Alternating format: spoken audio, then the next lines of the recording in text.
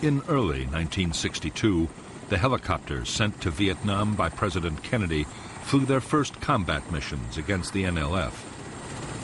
In Operation Chopper, the aircraft flown by U.S. Army pilots ferried 1,000 South Vietnamese soldiers to sweep an NLF stronghold near Saigon.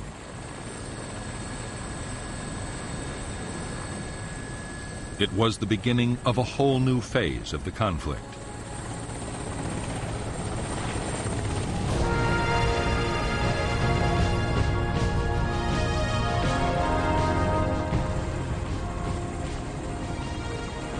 From the start, the American helicopters had a dramatic effect on the fighting.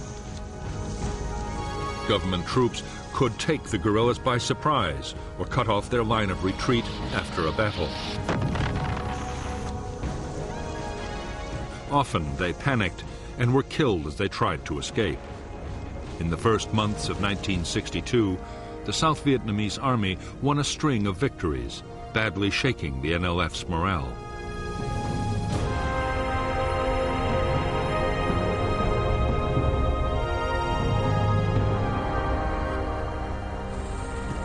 Using helicopters for offensive operations called for a whole new set of tactics. It was a complex business in which helicopter forces and ground units had to be strictly coordinated. But the aim was simple. The enemy had to be found, fixed in position, and then defeated. Government troops called it spear and net. Later, it would become known as search and destroy.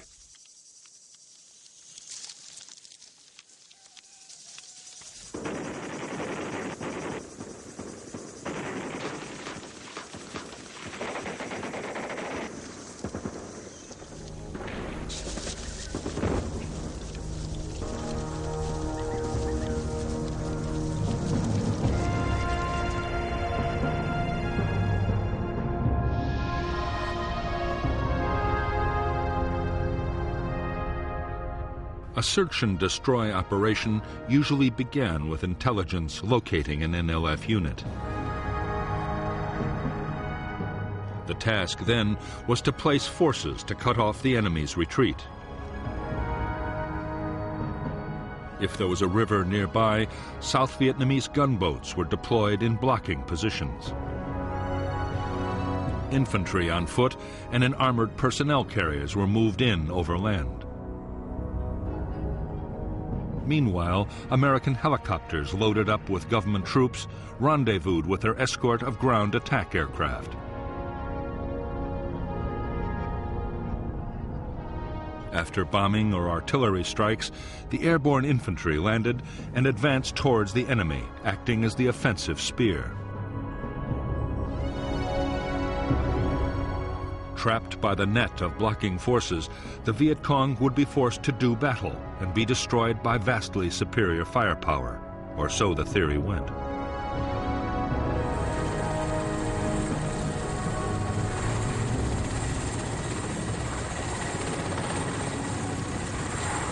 The instant success of helicopter operations seemed to prove that the approach favored by the Americans was the right one. What U.S. advisors wanted now was more and bigger offensive operations.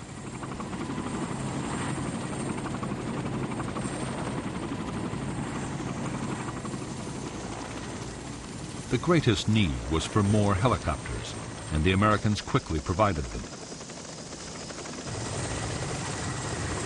A series of government victories followed, and soon it looked as if the South Vietnamese army might, in the not-too-distant future, actually defeat the guerrillas.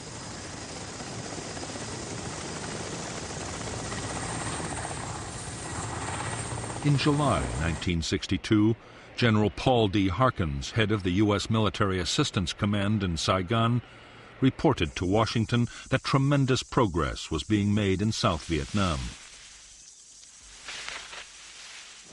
It was just what President Kennedy wanted to hear, and in the White House there was a deep sense of relief. They hoped they could bring home all U.S. military personnel by the end of 1965.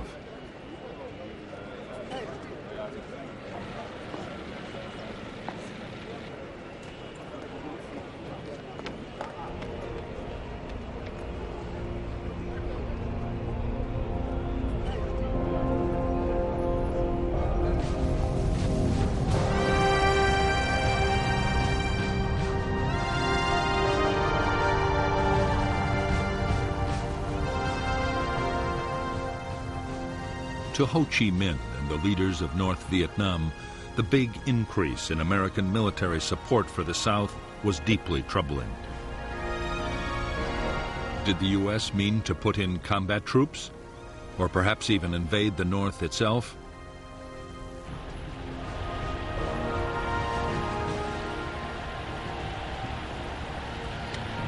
They appealed to the Chinese leader Mao Zedong for help.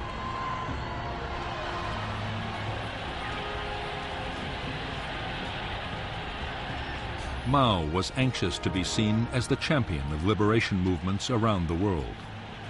He was also determined to counter the American strategy in Vietnam. In the summer of 1962, the Chinese leader promised Ho Chi Minh substantial support for the guerrilla war against the Southern government. Right away, North Vietnam would get 90,000 extra rifles for the Viet Cong.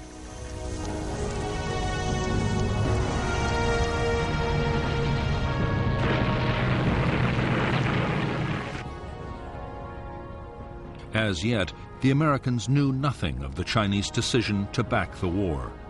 They were still highly optimistic. Although the NLF were not being beaten on the battlefield and had managed to hit over 2,500 hamlets in 1962 alone, pacification programs designed to increase government control over the countryside promised real progress in the villages.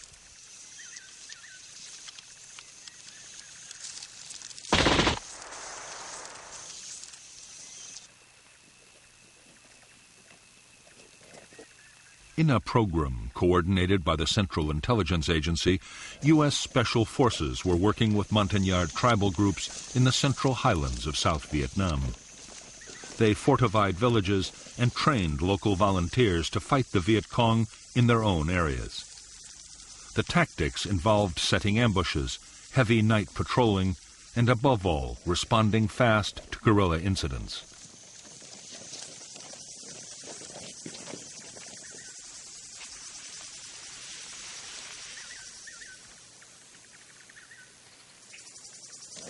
The civilian irregular defense forces created by the American teams were highly effective.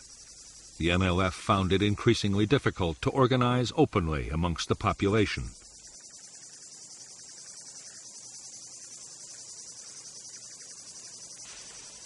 At its peak, the program would encompass thousands of villages and hundreds of thousands of people.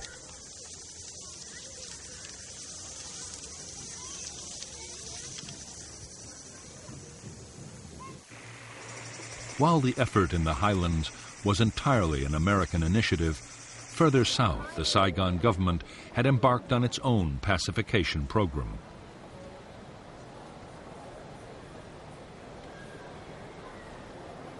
Backed by the CIA, called the Strategic Hamlets Program, the idea was to create 11,000 settlements which could defend themselves from the Viet Cong and bring government authority into the countryside. The campaign was a disaster from the start.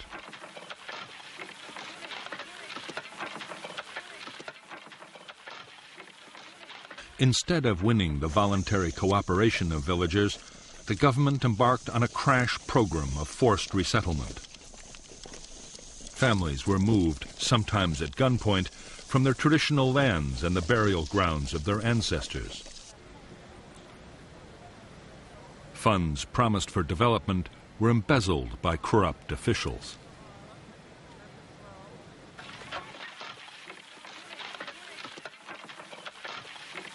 Soon, the strategic hamlets came to be seen by their inhabitants as little better than prisons. The result was a massive upsurge in support for the NLF, who vowed to destroy the strategic hamlets by every means possible.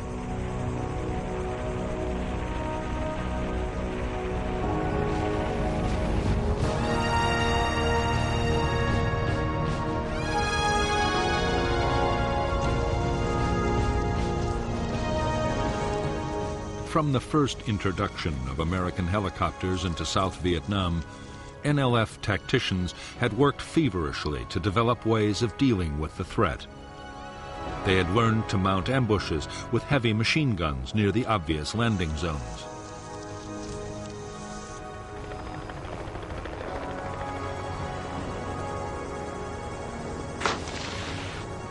They also practiced breaking up their larger units at high speed and melting into the forests or swamps at the first sign of an enemy sweep.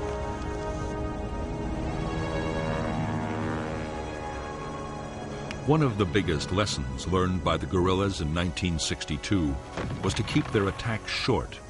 Raids or ambushes were planned to last no more than 15 minutes. The idea was that even with helicopters, government forces would have too little time to react.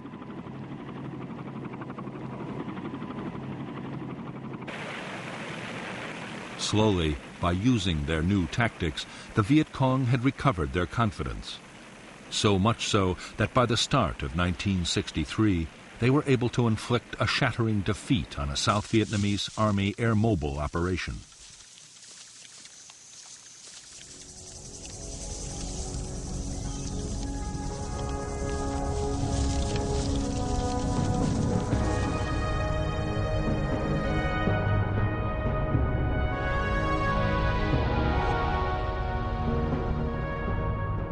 The hamlet of Ap Tan Toi in the Mekong Delta was believed by the South Vietnamese Army to be the location of a Viet Cong headquarters, a radio transmitter, and a small guerrilla force. The Army's 7th Division, with American advice, decided to attack. What they didn't know is that they were walking into a trap. The South Vietnamese Army were lured in so the NLF could for the first time test their effectiveness against militia and airborne units. The operation was launched on January 2nd, 1963.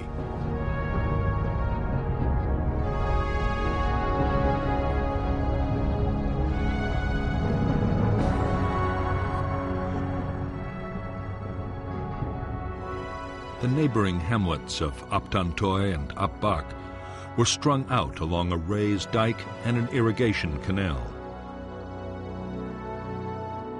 In the tree line was deployed the whole Viet Cong 514th Battalion, reinforced by local guerrillas, altogether nearly 350 men.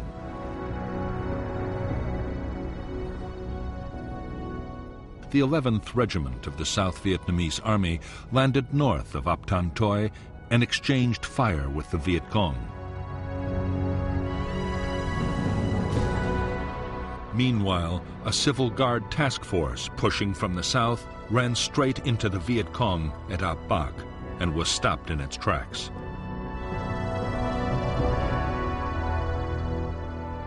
Air and artillery strikes were directed at both hamlets, but the Viet Cong were well dug in.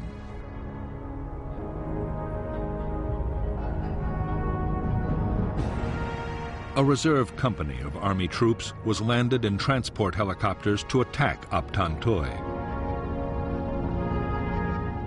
Fire from Ap Bac destroyed 5 aircraft. Next, a company of armored personnel carriers made a disorganized assault on Ap Bac, but was driven off with heavy losses.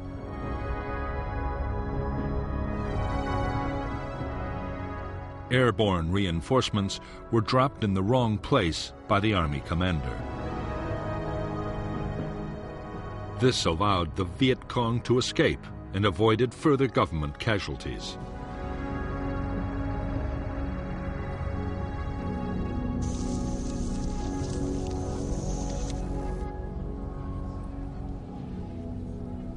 For the Viet Cong, the Battle of Ap Bac was a stunning victory.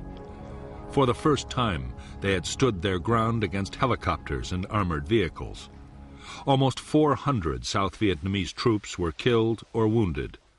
3 American advisors were also killed, and they had lost only 9 men themselves. As the news swept through the hamlets and villages of Vietnam, Viet Cong morale and recruitment soared.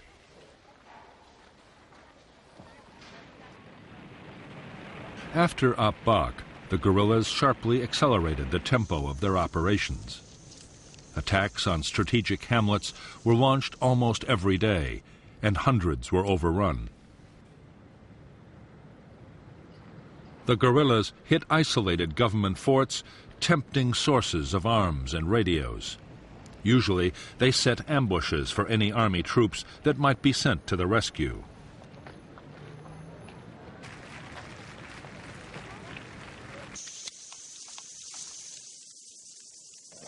The South Vietnamese Army's attempts to find the Viet Cong's big units and make them fight seemed increasingly futile. One major sweep after another failed to find the guerrillas in any numbers.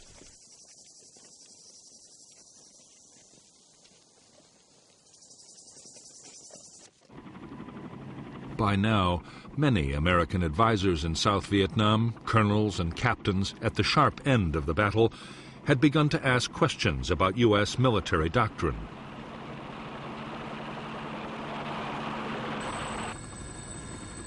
They were training the South Vietnamese to depend on big operations and very heavy firepower. As a result, large numbers of civilians were being killed, which could only increase support for the NLF. And in spite of everything, the guerrillas were usually escaping the net.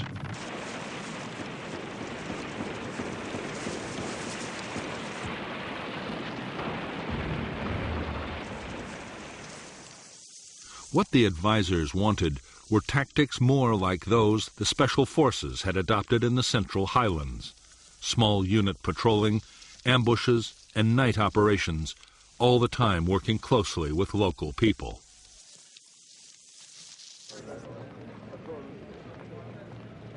In Washington, the suggestion met with some hostility. As far as the generals were concerned, the job was to find the enemy and destroy him with as much firepower as could be mustered.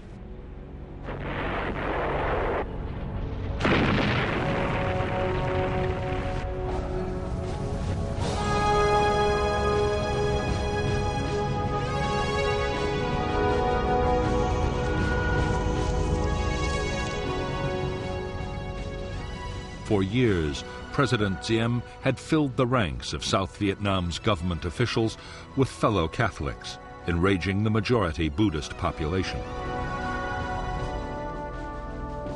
From the beginning of May 1963, there were widespread protests. Diem reacted violently. The army raided temples. Monks, nuns, and priests were arrested, and demonstrators were shot in the streets by police.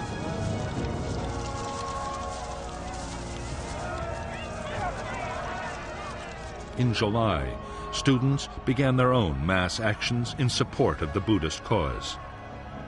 By the fall of 1963, South Vietnam was sliding into political chaos.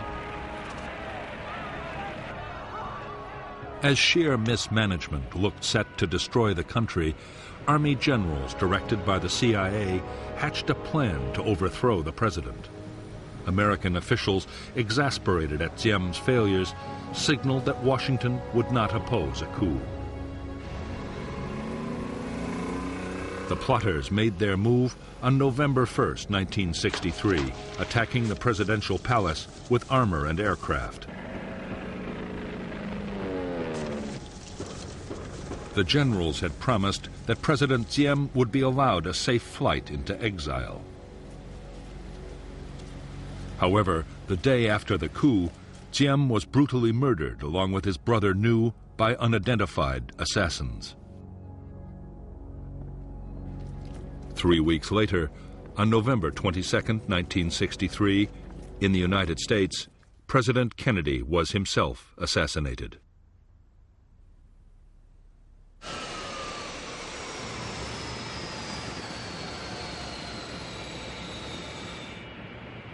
Kennedy's place was taken by his Vice President Lyndon Baines Johnson.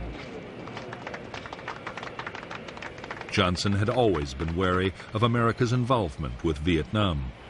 Now he had inherited a strong U.S. commitment to the South. Whatever his private doubts, it was a commitment he was determined to honor.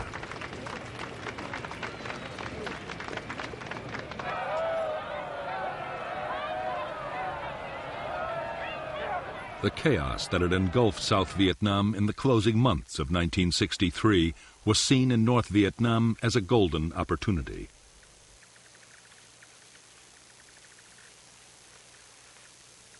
Ho Chi Minh and most of his fellow leaders saw the chance of a quick victory if the war was stepped up fast.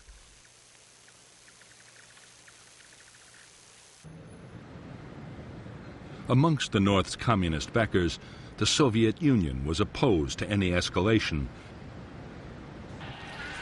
But the Chinese leader Mao Zedong had promised his support. If the Americans reacted by invading North Vietnam, China would even deploy combat troops to help the defense.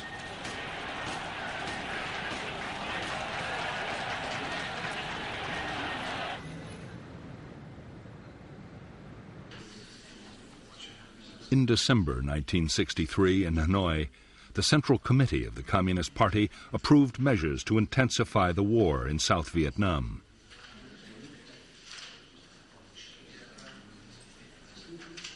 General Giap, the defense minister, had argued for caution, but most of the leadership was against him.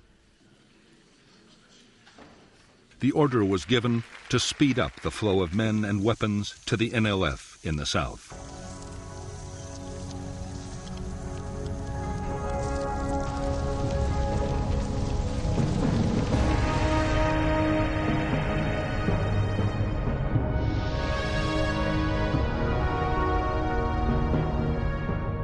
In 1959, a specialized North Vietnamese Army unit, Group 559, had been formed to create a supply route from the north to the Viet Cong in South Vietnam.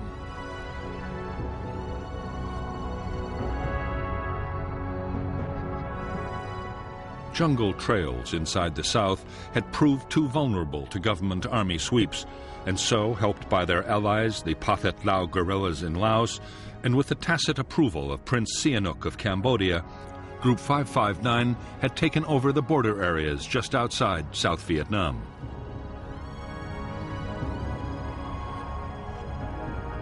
A primitive route was developed, soon known as the Ho Chi Minh Trail, with offshoots into Vietnam along its entire length.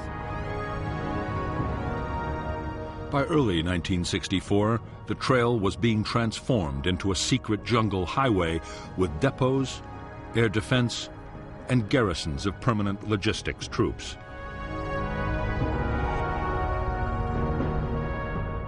Meanwhile, another unit, Group 579, controlled the infiltration of men and weapons into South Vietnam by sea.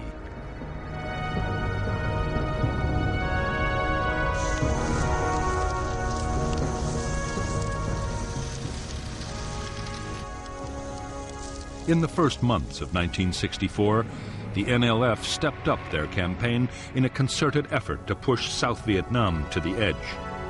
With better equipment, leadership, and training, the NLF were now attacking in big units, up to 1,000 men at a time.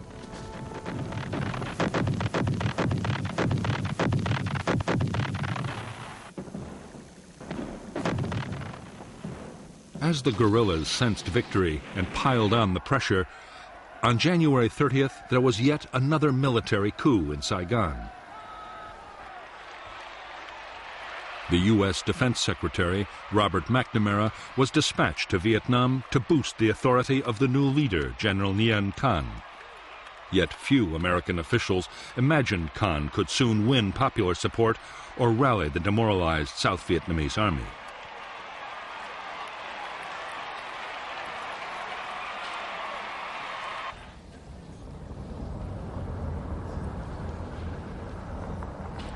As the crisis in Vietnam deepened, the pressure on President Johnson to take strong action grew almost intolerable. Many of Johnson's political opponents, including the Republican Senator Barry Goldwater, were calling for North Vietnam to be bombed and for U.S. troops to be sent to fight in the South.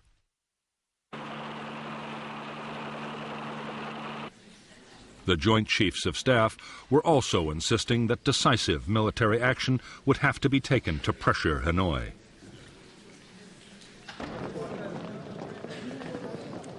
From the start, Johnson doubted that the United States could win a war in Southeast Asia. He also believed that neither Congress nor the American people would approve of open military intervention. However, he did agree to covert actions against North Vietnam, including secret bombing of economic targets and villages along the Laotian border.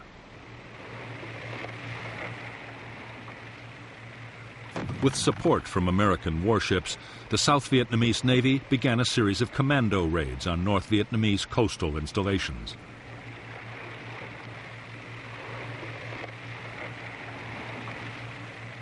It was one such operation in August 1964 that would set the stage for a dramatic clash between U.S. and North Vietnamese naval forces.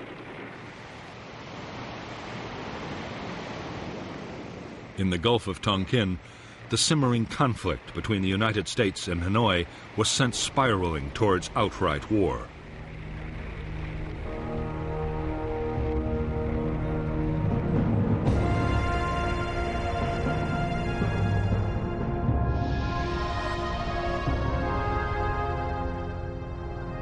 On the night of 30th July 1964, South Vietnamese commandos attacked two small North Vietnamese islands in the Gulf of Tonkin. The U.S. destroyer Maddox, an electronic spy ship, was 123 miles south with orders to electronically simulate an air attack to draw North Vietnamese boats away from the commandos.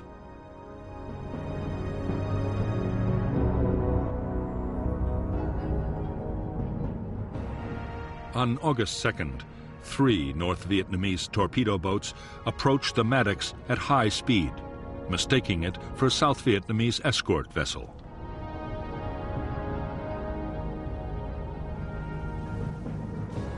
In the engagement that followed, the Maddox sank one of the craft and air support planes damaged the others.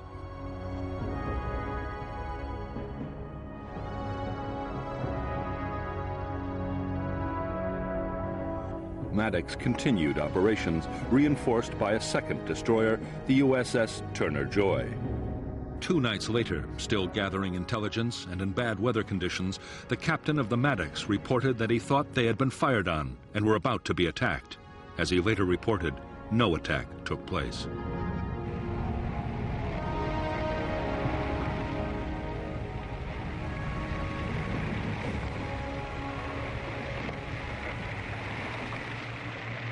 The possibility that the second attack had been imagined by tense sailors in the poor weather conditions was considered and rejected in the White House.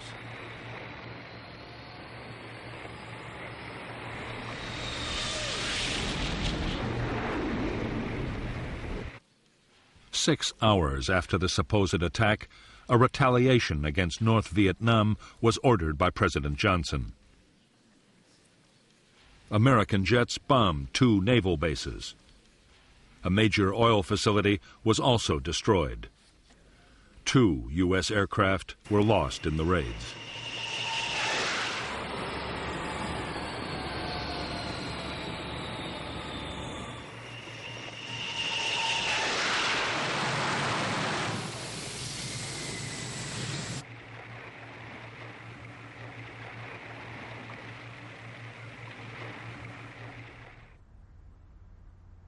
Within hours of the American airstrikes, the Chinese Premier Chou En-lai was calling on the Vietnamese to prepare to fight back. Chinese air units on the Vietnam border were heavily reinforced.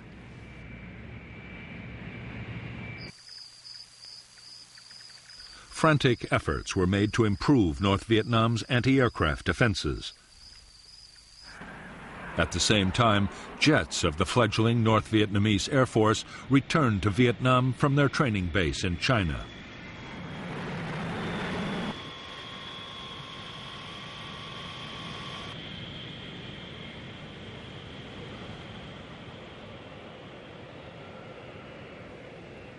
The same day that North Vietnamese fighters began operations from their new home airfield, an historic step was taken in Washington. On August 7, 1964, the U.S. Congress passed the Tonkin Gulf Resolution. It gave President Johnson the freedom to take whatever actions he thought necessary to defend Southeast Asia. Johnson now had the power to use military force in Vietnam in almost any way he chose.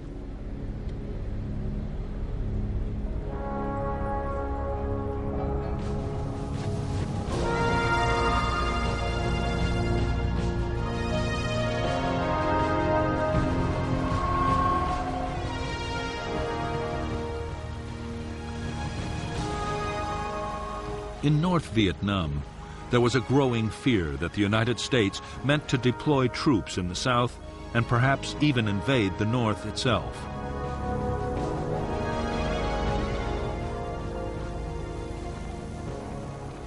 The U.S. might also decide to bomb North Vietnam into the ground. Communist leaders could only hope that fear of China would make the enemy hesitate before taking any drastic steps.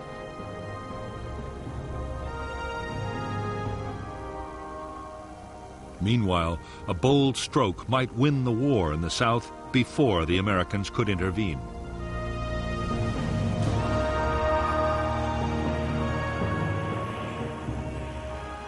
The plan was that the North Vietnamese army should be sent to fight in the South.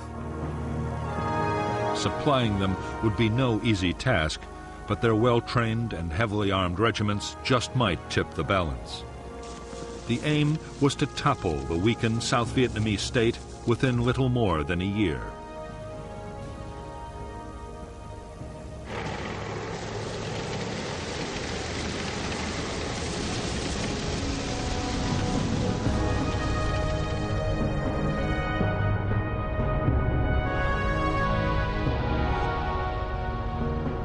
The first North Vietnamese Army units to be raised and trained for combat in the South were the 32nd and the 33rd Regiments of the 325th Division based at Dong Hoi.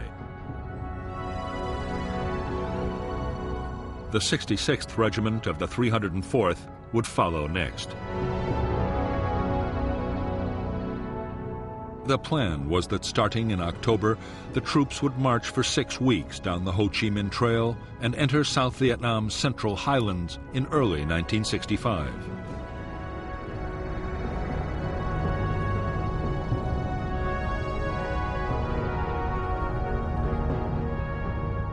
The first step would be to seize territory in the border area.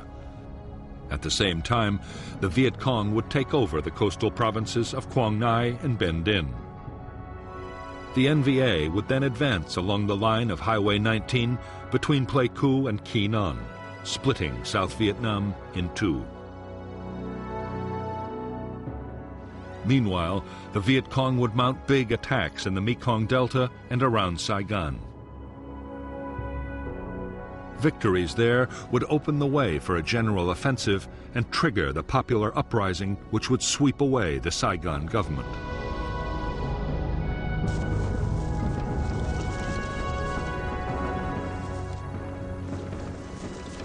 While the North Vietnamese Army prepared its divisions for infiltration into the South, the NLF stepped up their campaign.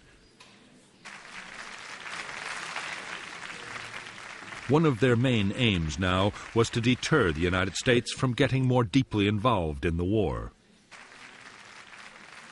With the U.S. presidential election coming up, reminding Americans that intervention had a price just might pay dividends.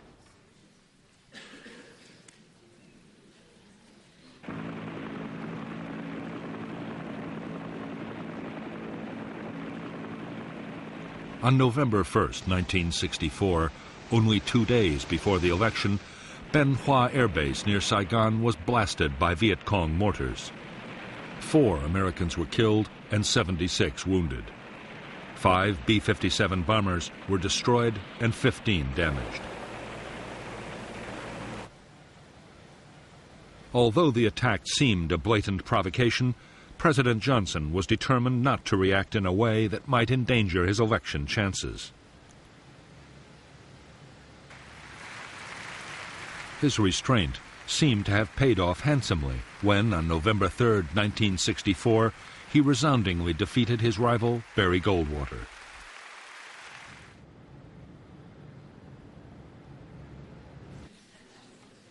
By now, Johnson's advisors feared that South Vietnam could be on the brink of collapse. From January 1st, 1965, through to February 7th, 1965, the Viet Cong mounted a series of coordinated attacks across the country. They took and held the village of Binh Gia, only 40 miles from Saigon, severely mauling government army units sent to the rescue.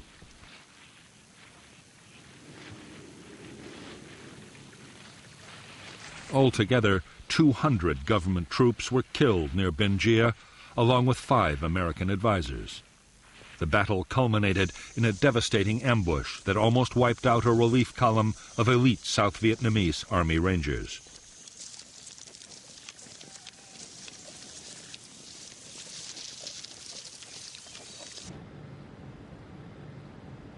In Washington, the pressure to do something to save South Vietnam was now intense.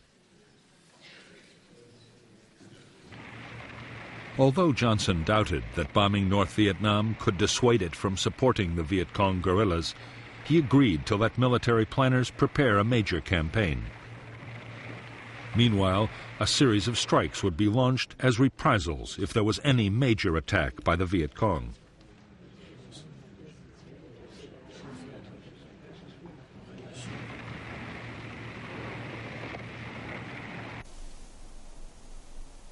The provocation came on February 7, 1965. A U.S. helicopter base and advisory compound in the central highlands of South Vietnam was attacked by NLF commandos. 9 Americans were killed and more than 76 were wounded. Johnson ordered immediate retaliation, and U.S. Navy fighter bombers were launched to attack military targets just inside North Vietnam.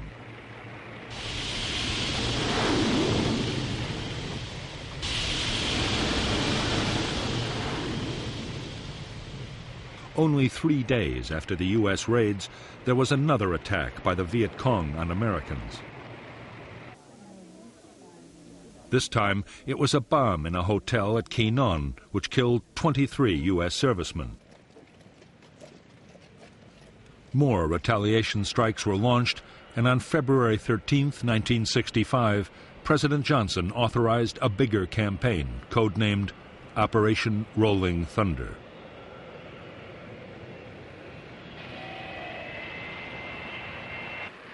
Rolling Thunder was to be a limited but long-lasting offensive. Its aim was to force North Vietnam to stop supporting the guerrillas in the south.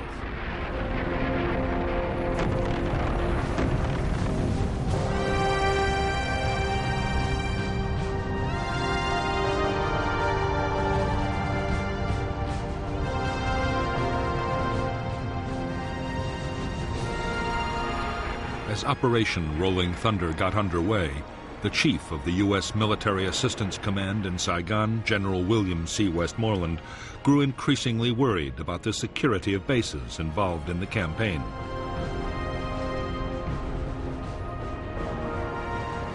Da Nang, sited in a largely hostile area and guarded by a small Vietnamese army unit, was particularly vulnerable to Viet Cong attack.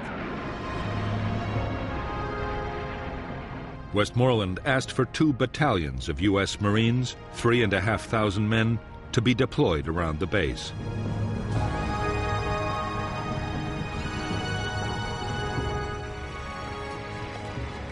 On March 8, 1965, a battalion of the 9th Marine Expeditionary Brigade went ashore at Da Nang. The 2nd Battalion would arrive later by air. The Marines' mission was to be strictly confined to defending the Da Nang base.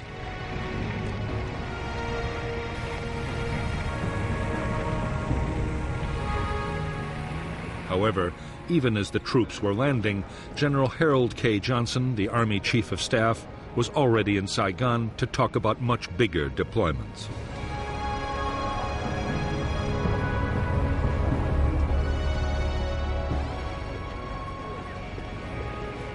General Johnson had been appointed by the president his special representative.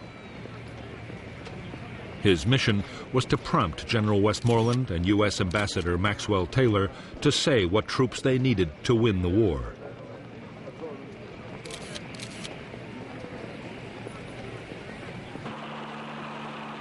In fact, General Johnson and his fellow commanders on the Joint Chiefs of Staff already had a clear idea of the forces they wanted for Vietnam.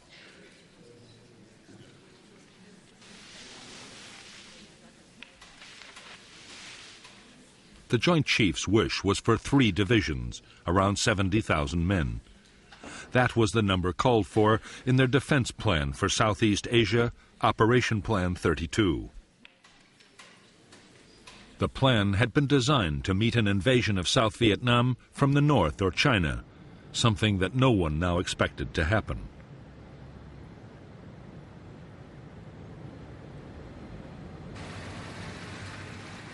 However, as part of the plan, airfields, communications, and other facilities had already been put in place. Now, large numbers of troops could be deployed as soon as the President gave the order.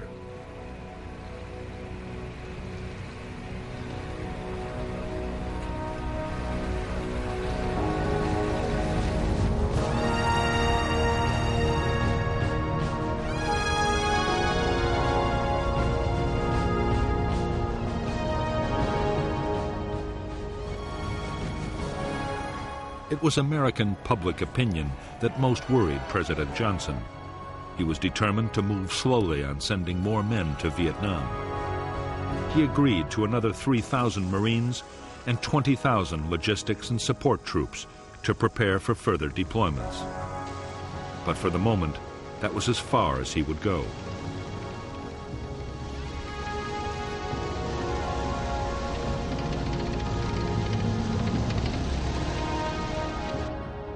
On April 7, 1965, at Johns Hopkins University, President Johnson offered economic aid to North Vietnam in exchange for peace. His offer was brusquely rejected by the North Vietnamese government.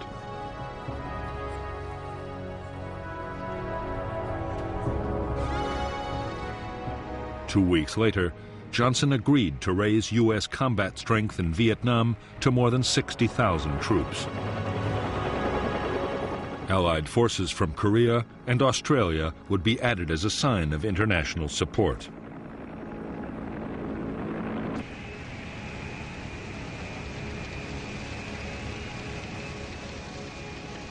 There were restrictions on how the U.S. commander in Vietnam, General Westmoreland, would be able to use the troops he had been given. They were to operate only inside clearly defined enclaves around their bases.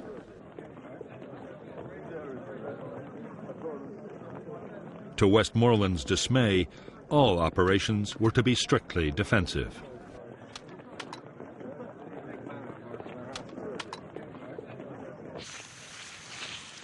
The American policy of defending enclaves would soon be severely tested by the Viet Cong. The guerrillas were planning to unleash a massive offensive. The campaign was designed to inflict the final blows on the tottering South Vietnamese state.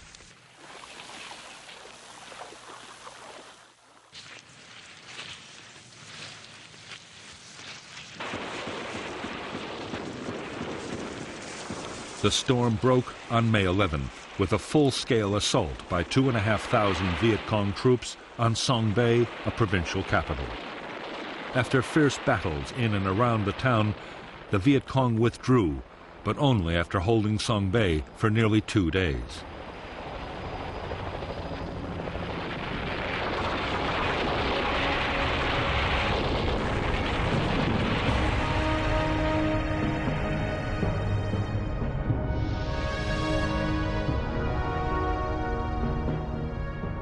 The Viet Cong assault on Song Bay was followed by a series of attacks to within a few miles of Saigon.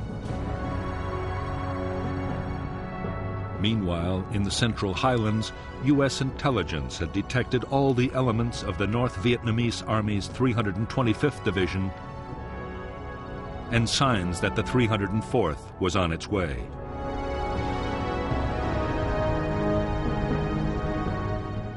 There was intense Viet Cong activity in all the central provinces, with a big Viet Cong victory near Ba Jia. On June 10, 1965, at Dong Xoa, a South Vietnamese Army district headquarters and U.S. Special Forces camp was overrun by a full regiment. It was abandoned only after frantic American air attacks.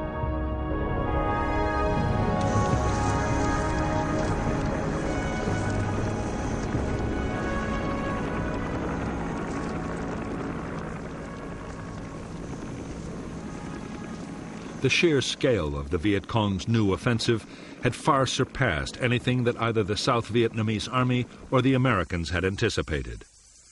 The government's best and most mobile battalions had been shattered.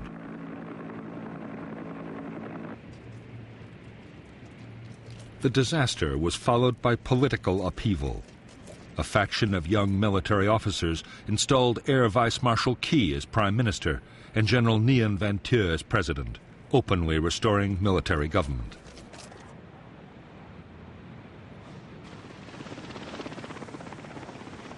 After the Viet Cong's May offensive, it was plain to the Americans that enemy numbers were much higher than they had thought. That meant far more U.S. troops would be needed to hold the line.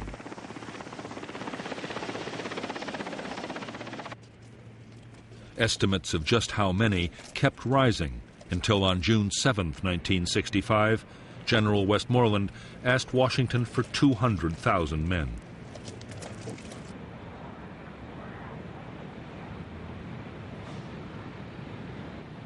While Westmoreland was waiting for the president's decision, he was given new powers to use the troops he already had more aggressively. He would no longer have to confine his men to defensive enclaves, but could go out and attack the enemy.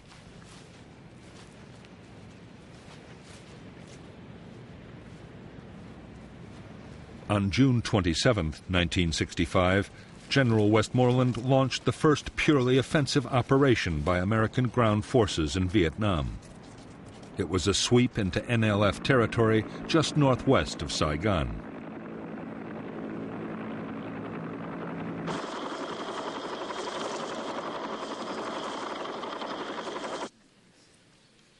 A month after the start of offensive operations, President Johnson announced that more troops would be sent to Vietnam.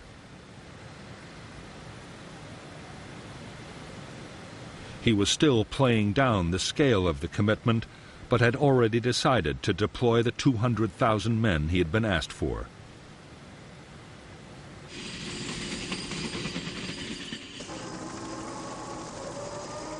The following day, the first troops of the big buildup arrived in Vietnam. The men were a battalion of the 101st Airborne Division.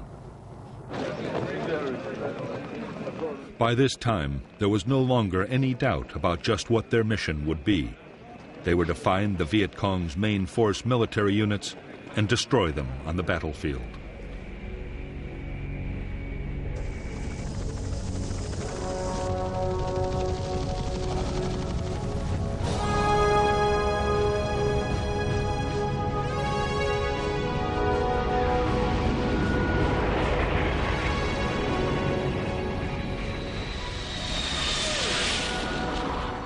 As the buildup of American forces in Vietnam went on, the chances they would be attacked grew by the day. On August 5th, NLF sappers penetrated an oil storage depot near Da Nang and blew up 2 million gallons of fuel. There had been sniping and mortar attacks too, but the real fear was of a large-scale infantry assault overrunning an American installation.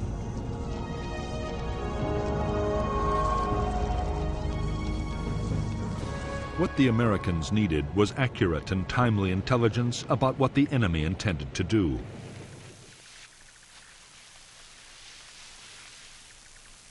It came when a deserter from the 1st Viet Cong Regiment, a force nearly 2,000 strong, told his captors that his unit was planning to hit the Marine base at Chu Lai.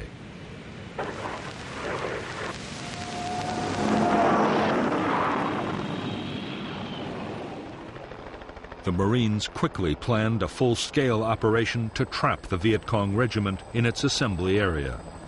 The operation was planned in the strictest secrecy.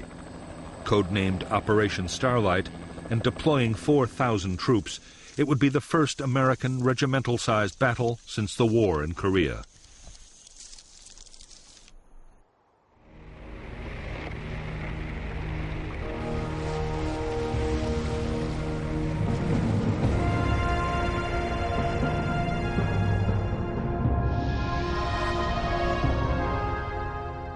The Marine base at Chu Lai was 15 miles from the village complex of Van Tuong. Between the Tra Bong River, the elevation known as Hill 43, and the Phuoc Tuan Peninsula was a fortified Viet Cong base area. There, the 1st Viet Cong Regiment, made up of the 60th and 80th Battalions, had assembled for the attack on Chu Lai. On August 17, 1965, Company M of the 3rd Battalion, 3rd Marines, took up a blocking position on the Tra Bong River. Next morning, the rest of the battalion made an amphibious landing, while 3 more companies were inserted at landing zones Red, White, and Blue. The Marines pushed on from LZ's Red and White, but around Hill 43, near LZ Blue, the entire Viet Cong 60th Battalion was dug in, and there was a fierce battle before the hill was taken.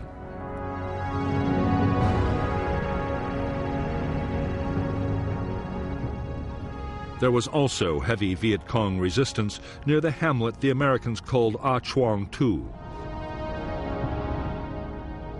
But after reinforcement, the Marines succeeded in squeezing the Viet Cong from 3 sides, trapping them with their backs to the sea.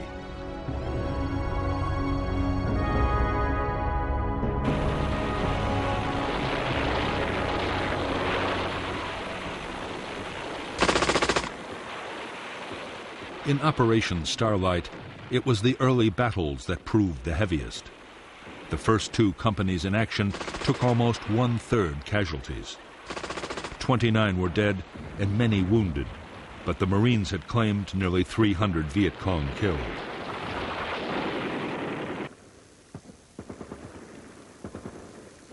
The next 5 days involved only small-scale actions. As the Marines advanced, the Viet Cong, numbed by the shattering naval, artillery, and air bombardments, fought delaying actions as they tried to disengage.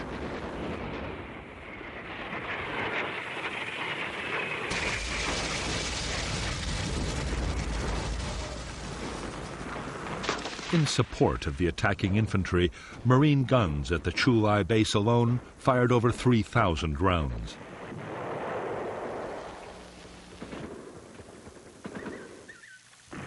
The ships fired another 1,500. Marine air support was so effective that at times aircraft were dropping their bombs within 200 feet of their own troops.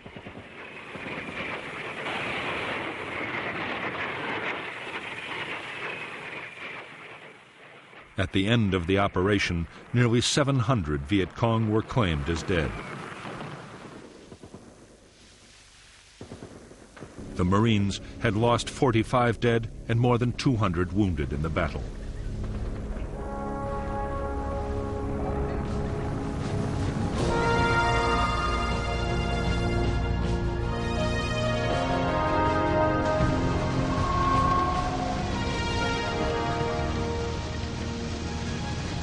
For the United States Marines, Operation Starlight had been a resounding victory.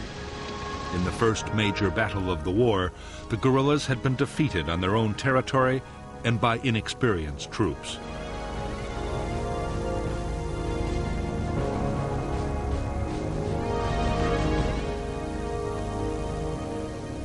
The classic U.S. military doctrine had worked exactly as it was supposed to.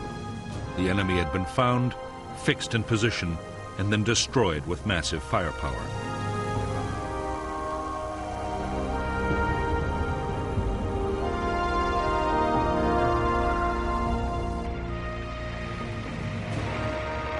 the Marines moved fast to take advantage of their victory in Operation Starlight.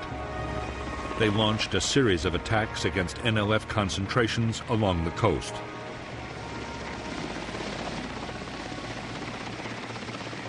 Meanwhile, General Westmoreland's attention shifted to the Central Highlands. There, the threat was posed not by the Viet Cong guerrillas, but by the newly arrived troops of the North Vietnamese Army.